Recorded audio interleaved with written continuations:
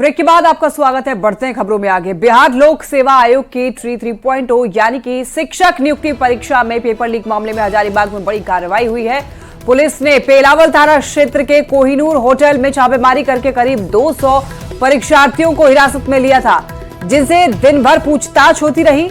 सभी परीक्षार्थियों को होटल में ठहराया गया था, जिन्हें पहले से प्रश्न पत्र देकर के उसे सॉल्व कराया जा रहा था, साथ ही उत्तर भी रटवाए जा रहे थे। बिहार की ईओयू ने हजारीबाग पुलिस के साथ मिलकर के यहां पर दबिश दी थी। इस दौरान छापेमारी में 5 मास्टरमाइंड गिरफ्तार किए गए और इनके पास से पेन ड्राइव, सभी परीक्षार्थियों के एडमिट कार्ड, एक प्रोजेक्टर और कई दस्तावेज बरामद किए गए।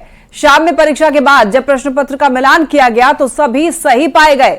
इससे यह साफ हो गया है कि सभी परीक्षार्थियों से पैसे लेकर के उन्हें पेपर सॉल्व करवाकर परीक्षा में भेजा जाना था। भारी सुरक्षा के बीच सभी परीक्षार्थियों को पटना शिफ्ट किया गया। और अधिक जानकारी दे रहे हैं हजारीबाग संवाददाता Sushant Soni. BPSC TRE 3 question paper leak मामले की जो है सत्यता जो है अब वो हो चुकी है।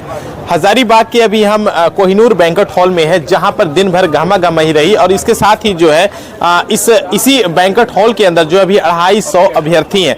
अगर हम इस क्वेश्चन पेपर लीक मामले की बात कर ले तो बीपीएससी की जो एग्जाम होने वाली थी उसमें यह सभी जो अभ्यर्थी हैं वो शामिल होने वाले थे। आपको बता दें कि एक एक जो अभ्यर्थी थे उनसे 10 से लेकर 15 लाख रुपए तक की जो है वो सेटिंग की बात कही जा रही। साथ ही जो अभ्यर्थी पैसे नहीं दिए थे उनसे उनकी शैक्षणिक योग्यता जो प्रमाण पत्र है वो रख लिया गया था। बता दें कि इस पूरे मामले में जो है 5 मास्टरमाइंड को भी पकड़ा गया और पुलिस जो है उनसे गहराई से पूछताछ कर रही है। आपको बताते चले कि झारखंड की जो झारखंड पुलिस की टीम है, इसके अलावा जो बिहार के आर्थिक अपराध इकाई की जो स्पेशल टीम है वो इस पूरे मामले की छानबीन कर रही है। वहीं सभी को जो है हजारीबाग के जो कई थाना क्षेत्र में जो अभ्यर्थियों को जो है रोका गया था पुलिस के द्वारा, उन्हें जो है इसी बैंक्वेट हॉल में लाया गया और यहां से जो है सभी को पटना ले जाया जाएगा। आपको बताते चले कि जिस तरीके से यह क्वेश्चन पेपर लीक का मामला आया हुआ है उसको लेकर बिहार पुलिस और भी इसकी गहराई तक जाने का प्रयास कर रही है, जो मेन मास्टरमाइंड है उस तक पहुंचने का प्रयास कर रही है। अब देखना होगा कि इस पूरे क्वेश्चन पेपर लीक मामले में जो है पुलिस प्रशासन कहां तक सफलता पाती है और आगे की जो है वो क्या कुछ कार्रवाई हो पाती है। सुशांत सोनी, न्यूज 18 हजारीबाग। पटना से एक बड़ी खबर सामने आ रही है। बिहार के 2 नेता की सुरक्षा बढ़ाई गई है। राज्यसभा सांसद संजय झा की सुरक्षा बढ़ी है। संजय झा को Z श्रेणी की सुरक्षा मिली है।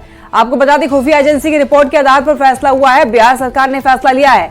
संजय झा को 22 जवानों की सुरक्षा मिली है। तो करीब 4 से 6 कमांडो जवान हमेशा उनके साथ रहेंगे। अर्ध सैनिक बल के सूत्र के मुताबिक ये खबर हम आपको बता रहे हैं। हम पार्टी के विधायक अनिल कुमार की सुरक्षा भी बढ़ा दी गई है। अनिल कुमार को 22 श्रेणी की सुरक्षा दी गई है। 3 शिफ्ट में 8 जवानों की तैनाती होगी। तो पटना से आपको इस वक्त की बड़ी खबर बता रहे हैं। बिहार में कई सारे नेताओं की सुरक्षा बढ़ाई गई है, जिसमें आप बता दें बिहार के 2 नेताओं के नाम सामने आ रहे हैं। राज्यसभा सांसद संजय झा की सुरक्षा बढ़ाई गई है। संजय झा को Z श्रेणी की सुरक्षा मिली है। बिहार सरकार ने यह फैसला लिया है। संजय झा को बता दें आपको 22 जवानों की सुरक्षा मिली है और करीब 4 से 6 कमांडो जवान हमेशा उनके साथ रहेंगे। और हमारे साथ संवाददाता शंकर आनंद अधिक जानकारी के साथ जुड़े हुए हैं। शंकर, 2 नेताओं की सुरक्षा जो है बढ़ाई गई है, क्या कुछ वजह है इसके पीछे? देखिए, पिछले कुछ समय से लगातार कुछ कई इनपुट्स जो हैं बिहार में जो स्थानीय जो खुफिया एजेंसी है बकायदा उनको मिल रहे थे, लिहाजा उन तमाम मसलों को ध्यान में रखते हुए उनकी सुरक्षा व्यवस्था बढ़ा गई है।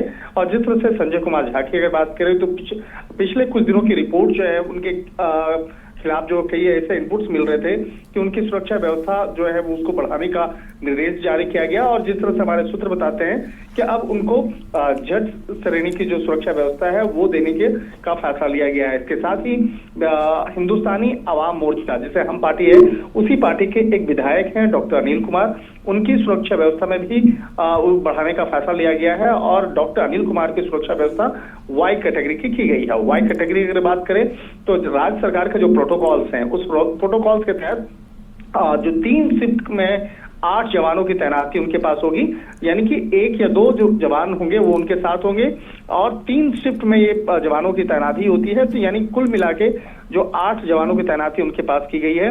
और इसके साथ ही जो संजय कुमार झा हैं उनके प्रोटोकॉल्स की अगर बात करें तो प्रोटोकॉल्स जेड कैटेगरी के अंतर्गत 22 जवानों की सुरक्षा व्यवस्था उनके साथ में होगी, जिसमें कि तकरीबन 5 से 6 कमांडो हमेशा उनके साथ में होंगे।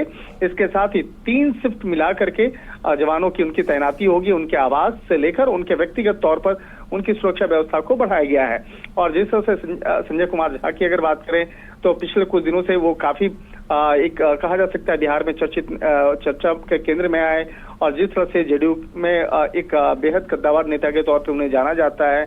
और अभी हाल फिलहाल में लोकसभा चुनाव भी होने हैं, तो लोकसभा चुनाव के मद्देनजर उनको अब कई अलग अलग जगहों पे जाना है, तो इसलिए ये फैसला स्टेट गवर्नमेंट के द्वारा लिया गया है, जैसा कि हमारे सूत्र बता रहे हैं। तो एक तरह से कह सकते हैं कि ये 2 बड़े फैसले हैं, लेकिन ये दोनों बड़े फैसले अभी एमएचए के द्वारा नहीं बल्कि बिहार सरकार के द्वारा लिया गया है। और बिहार सरकार के द्वारा संजय कुमार झा को जेड श्रेणी की सुरक्षा व्यवस्था और डॉक्टर अनिल कुमार जो हम पार्टी के विधायक हैं उनको वाई कैटेगरी की सुरक्षा व्यवस्था प्रदान करने के जो फैसला वो लिया गया है। जी चलिए, बहुत बहुत शुक्रिया तमाम जानकारी के लिए शंकर आनंद।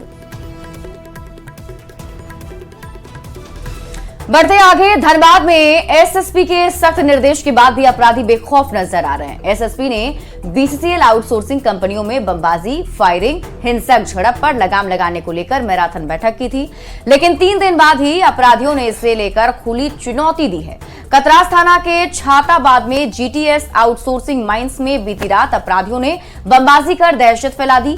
यहां 2 बम फेंके गए थे, जिसमें एक ब्लास्ट हुआ जबकि दूसरा ब्लास्ट नहीं हो सका। इसे पुलिस को सौंप दिया गया है। रात करीब 1:30 बजे हुई बमबाजी के बाद कर्मचारी दहशत में हैं।